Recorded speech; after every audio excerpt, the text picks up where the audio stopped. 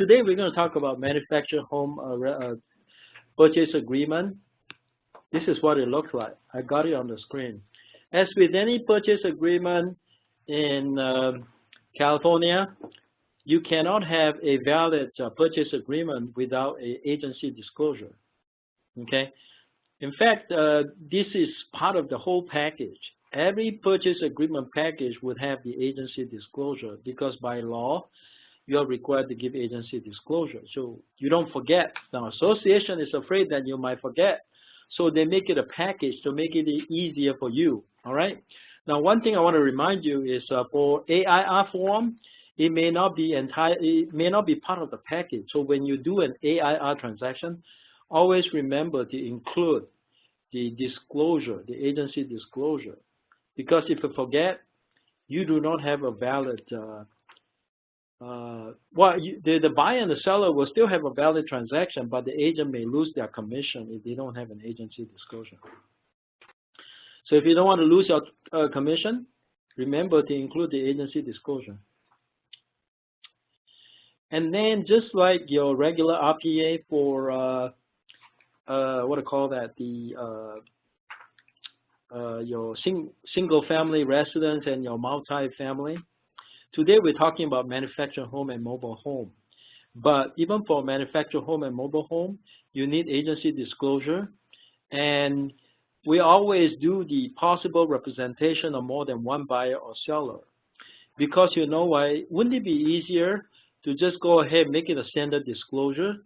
That way you do not have to worry about getting the informed consent by the clients when you have a dual agency. When you have a dual agency, you need the informed consent. And this particular form here, the possible representation, serves as the informed consent. So once you have this, you satisfy the informed consent requirement when you represent more than one buyer or seller, or when you represent more than one side. This one allows you to represent multiple people, including multiple buyers. You see in here, it says multiple buyers, and then it also has multiple sellers, okay? And then it also has a dual agency, so it covers all three different situations. If you don't care about reading it, never mind, okay? But that's stuff that we already covered in our salesperson class, so I will not go over it, okay? This is the manufactured home purchase agreement and joint escrow instructions. And for those of you that already experienced doing this, it is actually no different than filling out the residential purchase agreement for your single family residence. You put in the date, put in the buyer's name, and then you put in the purchase price, you put in the close of escrow date, okay? The difference is actually in 1E. This is unique to the purchase agreement for manufactured home because in 1E there are a few choices that you have to make, okay? Now, you got one, which has to do with personal property manufactured home. And then you got two, real property manufactured home. What is the difference between personal property manufactured home and real property manufactured home? A personal property manufactured home is usually treated as personal property. So you are selling personal property. Sometimes you're selling both the personal property and the real property. For example, you have a mobile home that is on a piece of land. If you are selling just a mobile home without that piece of land, you are only selling personal property. But if you are selling the mobile home together with that piece of land, you are selling both personal property and real property. However, there will be a separate legal requirements that relate to the real property, and then a separate legal requirement that relate to the personal property. When is mobile home a personal property? When it does not have a permanent foundation. Okay, if it does not have a permanent foundation, if it's intended to be, it is not permanently anchored to the foundation, it is a personal property. For example, you could have a mobile home that is a personal property because it's not personally anchored to the foundation. Then you might be either selling just the mobile home, or you're selling both the mobile home and the vacant land. So you have to decide. You have to find out from your seller what situation you have. Are you selling both or just the mobile home? If it's just the mobile home, then it is personal property. So you will just check personal property. Now, usually when you sell mobile home, that is on a leased or rental land. That means that that mobile home is not permanently anchored to the foundation, but it's just sitting on a piece of vacant land, not permanently anchored.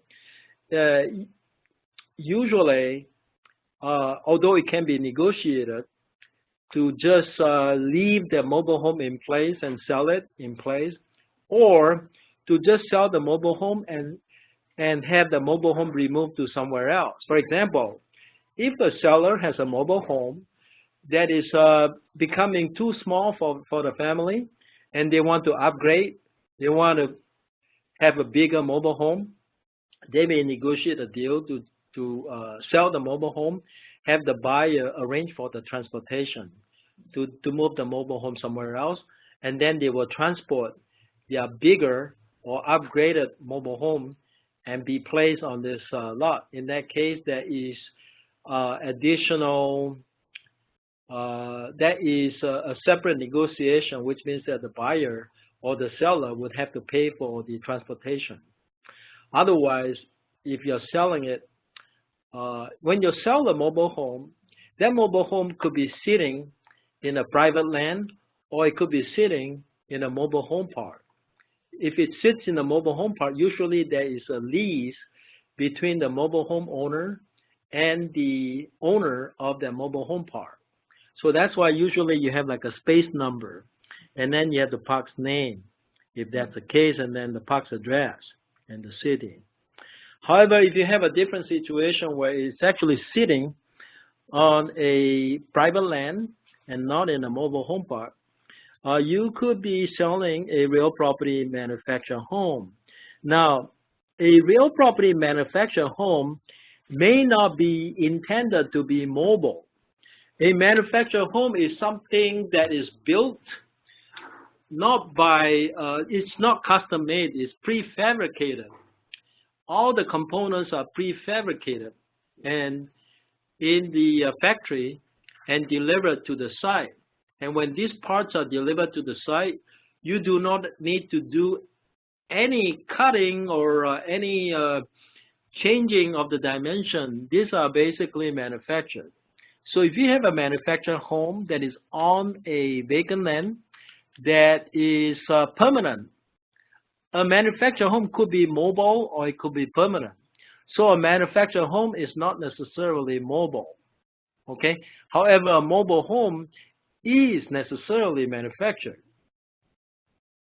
Let me repeat. A manufactured home is not necessarily mobile. However, a mobile home is necessarily manufactured.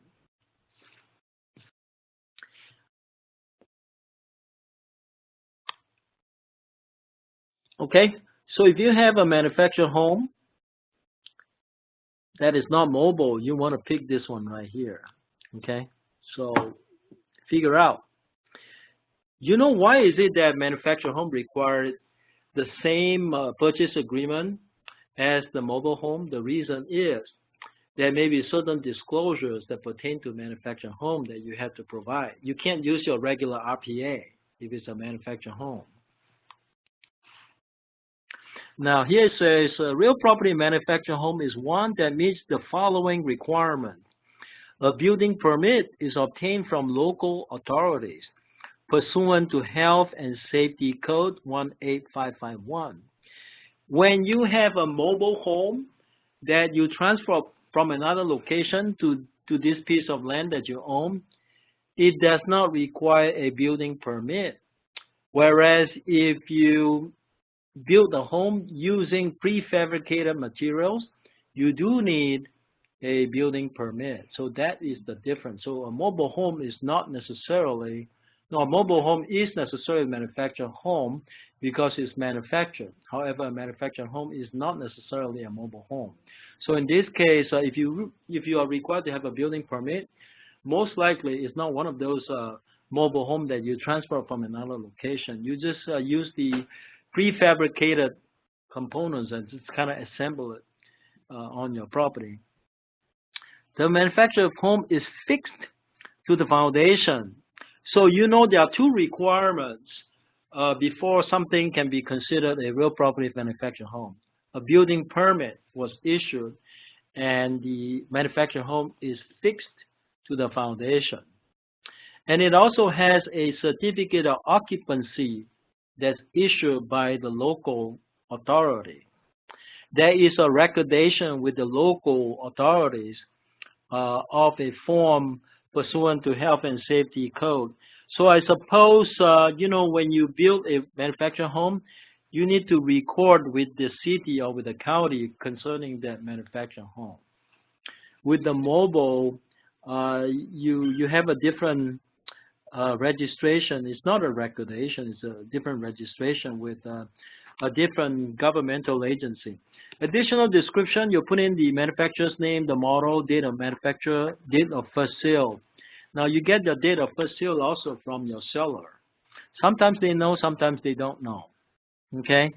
And then the property is either on local property tax roll or annual registration and in lieu of tax, or is registered with the Department of Housing and Community Development, HCD. HCD has to do with the mobile home. So if it's mobile home, most likely it's registered with HCD. If it's a real property manufactured home, most likely it is the first one, which is a local property tax roll. Okay. And if it's HCD, you put down the decal number, serial number, and HCD number, whatever that applies. To be honest with you, I don't know everything about mobile home, but I know enough to decide, you know, which of these boxes you're going to check. So if you ever run into a mobile home or manufactured home transaction, remember you have to use this form. And the rest of it is actually standard items. If you have ever covered, because I'm not going to repeat everything that we covered in residential purchase agreement, I'm just going to repeat things that are not covered there. So all of these are the same. The rest of it, they are the same as your residential purchase agreement, so I'm not going to repeat it. If you want to know how to fill out those forms, you go and watch those videos that are prepared for you. I think it was video number 14. If you're new, pay attention to video 14. Every new agent must watch video 14 before you make your first offer. Don't try sharing with me or collaborating with me until you have watched video 14. I recommend you watch video 14 way before you do your first transaction. That way you know exactly what to do when you first have your first transaction fall on your lap. I've had agents that say, oh, Kenny, I just got one buyer who wants to place an offer and I don't know anything. Okay, then it creates a problem for me because I need to, I know you're in a hurry, so I don't want to delay you either, so I get stressed out. And I don't want to be stressing out. I get all this negative energy when I'm stressed out. You don't want to deal with me when I have all that negative energy, do you? Okay? So we want to feel positive the whole time, right? So if you want to feel positive the whole time, you want to be dealing with me as a positive person, view your video 14 before you do your first offer, okay? This is all the same, okay, as the RPA video, so I'm not gonna repeat it. Okay, it's exactly the same. All right, so I'll skip it. Exactly the same.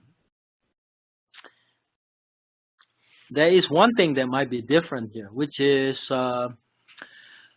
11A. You see that? Seller documentation of additional disclosure. 11A talks about real property manufactured home, right? Which I explained for you earlier. It says manufactured homes, even when converted to real property, must comply with HCD permit and approval requirements for alterations and or repairs. So if you have a manufactured home, like a mobile home, that is converted to real property.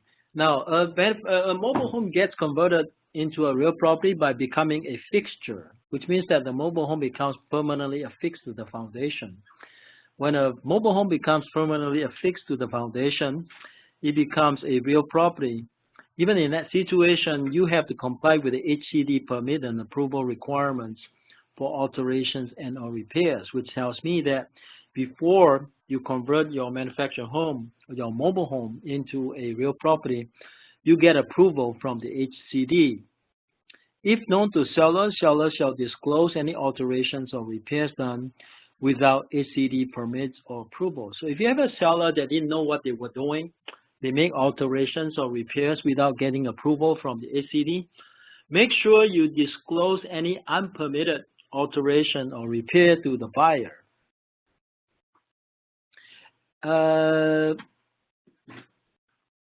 Let's see here. Additional real property disclosure. We don't care about that because that's the same thing as what's in the residential purchase agreement. Number 12, residency application park rules. If the property is located on leased or rented land, obtaining residency approval is a contingency of this agreement.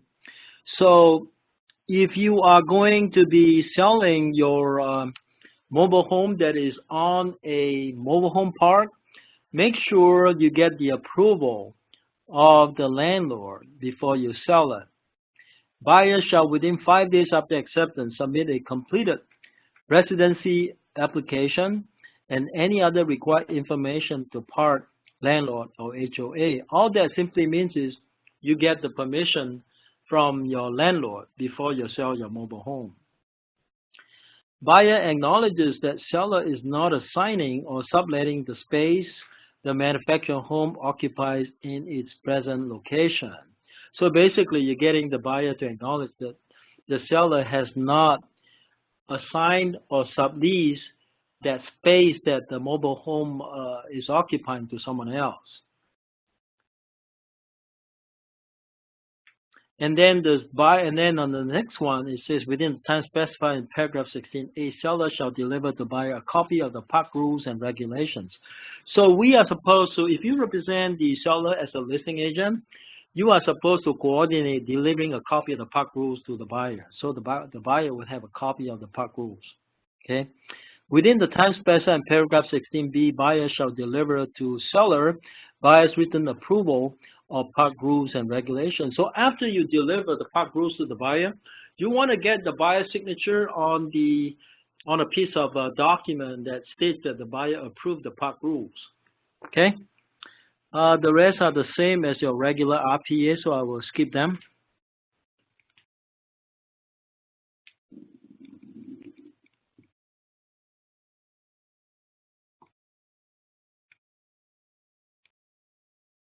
Pretty much a lot of stuff are the same, okay?